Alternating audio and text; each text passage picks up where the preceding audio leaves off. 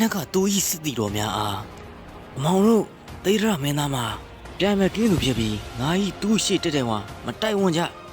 တူးဤနောက်ဘက်ကတိုက်ကြစို့အလိုဖះလောင်းလဲဒီမာနစစ်တီတွေငါ့ကိုတိုက်ခိုက်ရလာနေကြပြီငါဒီ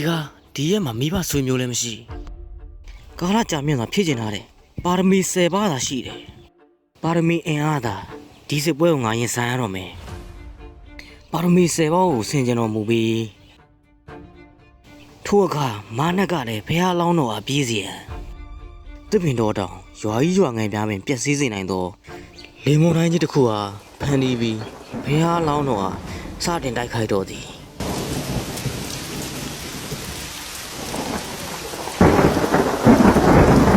ထိုမုန်တိုင်းသည်ဖះလောင်းတော်၏ပါရမီတကိုးကြောင့်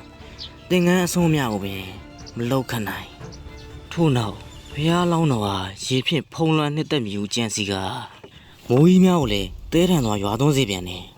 ဖះလောင်းတော်၏သင်္ကန်းအစွန်းများကိုပင်မဆူဆွတ်စေနိုင်ထို့အပြင်ကြောက်တုံးမိုးဓားမိုးမီးကြီးမိုးပြာဘူးမိုးသဲမိုးမိုးရီလိုင်းလုံးကြီးများသည်လည်းအလွန်ကြီးမားပြင်းထန်တော့လေရွှွညုံမိုးကြီးတို့ကိုတစ်ခုပြီးတစ်ခုရွာချနေလေတော့တယ်